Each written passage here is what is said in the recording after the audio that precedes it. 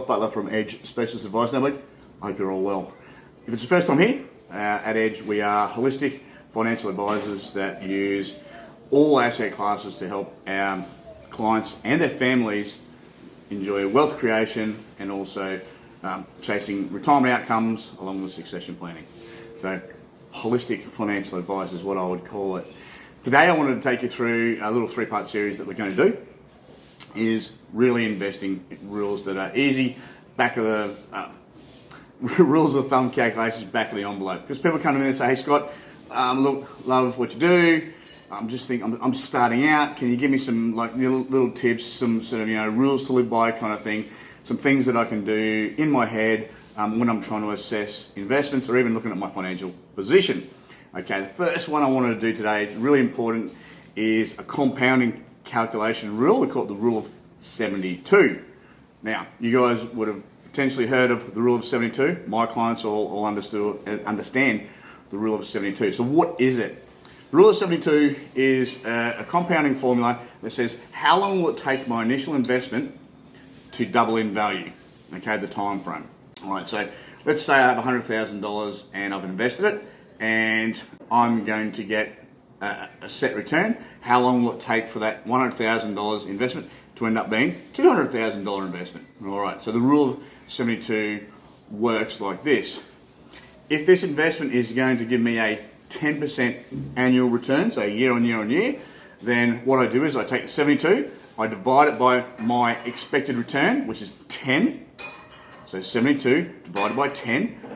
And that means that the answer to my question of how long will it take my capital to double is 7.2 years. So 72 divided by 10 is 7.2.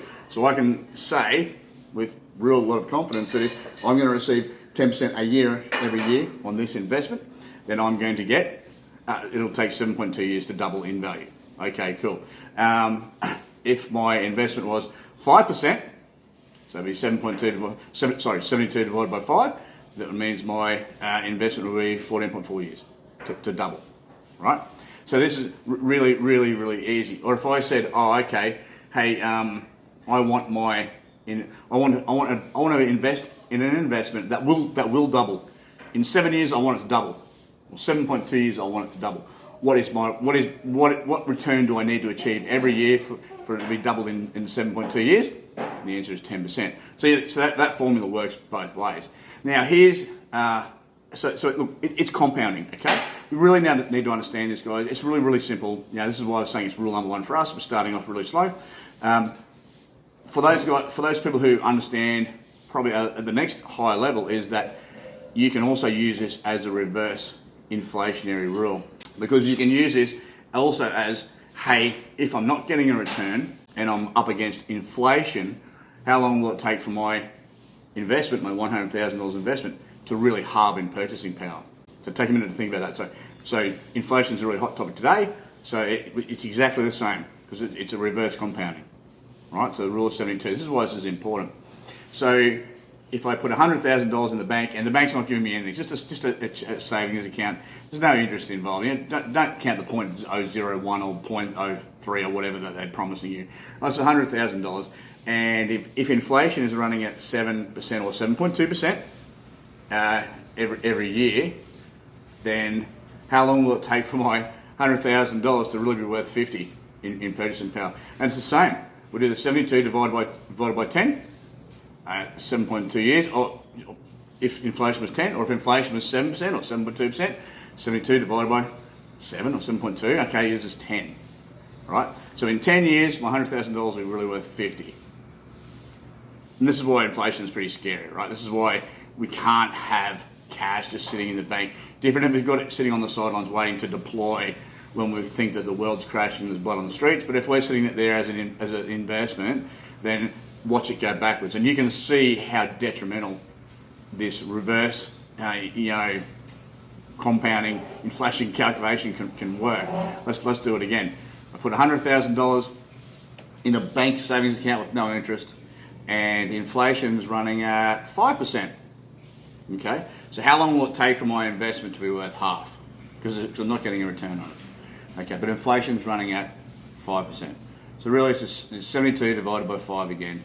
and we get down to basically 14 and a half years, almost 14.4. So that looks like, hey, in 14 years, this is going to be worth half of what I have invested. So, guys, this is the great calculation. It's just also the scary thing about inflation, but understanding how this number works and understanding what sort of returns that we need to reach our goals. And this is especially important if we're looking at people with superannuation funds, and they say, hey, by the time I reach 60 or 55 or 65, this is the balance I want, because we're engineering it backwards. This is what we want to do. We want to go on cruises. We want to go and live overseas part-time. We want to, which could be cheaper anyway. We want to do heaps of things with the grandkids. I want to do a world tour. I want to go to the Monaco Grand Prix, whatever it is. Okay, so this is what I'm going to need. And we can work it backwards and go, well, you're starting here and using the rule of 72, just on my calculator in front of you. This is what I think, this is the return we need to get, and this is how aggressive we need to be, or this is how strategic we need to be to try and hit those returns for your goals. So rule of 72, guys, divide it by the return or divide it by the years that you want to see to understand what the return needs to be or is required to get that outcome. But it also works backwards with reverse on inflation too. So really important. Anyway, guys, please don't forget that. Rule number 1 for investing, rule of 72. We'll come back later on. We'll do a couple more. Thank you. Remember, life is a family sport. Give yours an edge. See ya.